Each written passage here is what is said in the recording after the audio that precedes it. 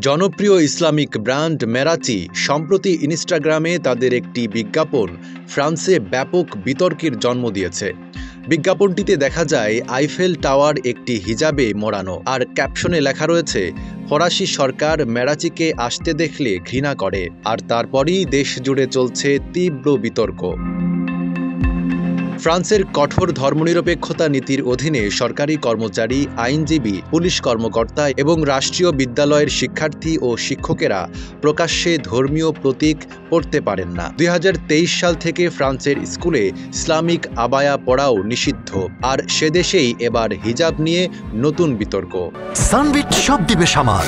Sunbit magic press dishwashing এর মাথা ঘোরানো সলিউশন।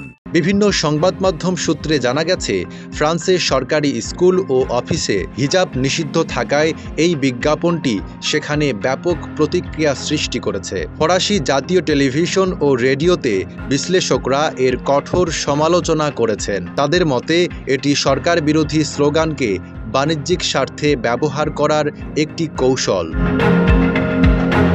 বিজ্ঞাপনটিতে সরাসরি ধর্মের উল্লেখ না থাকলেও এটি ফ্রান্সের ধর্মনিরপেক্ষ নীতির বিরুদ্ধে প্রচারণার ইঙ্গিত দিচ্ছে বলে মনে করছেন বিশ্লেষকরা। এটি আইফেল টাওয়ারের জন্য অবমাননাকর বলে মনে করছেন দেশটির বিভিন্ন রাজনীতিবিদ।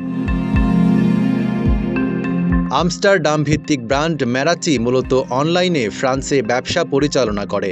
সম্প্রতি প্যারিসে মারাইজ অঞ্চলে প্রতিষ্ঠানটি একটি অস্থায়ী দোকানও চালু করেছে। তবে প্রতিষ্ঠানের 26 বছর বয়সী প্রতিষ্ঠাতা নাদা মেরাচি এখনও এই বিতর্ক নিয়ে কোনো মন্তব্য করেননি। প্রসঙ্গত, বিশ্বব্যাপী ইসলামিক পোশাকের বাজার বর্তমানে $83 বিলিয়ন বেশি এবং 2031 সালের মধ্যে এটি প্রায় $130 বিলিয়ন পৌঁছাবে। নাইম আরাবি, ঢাকা পোস্ট।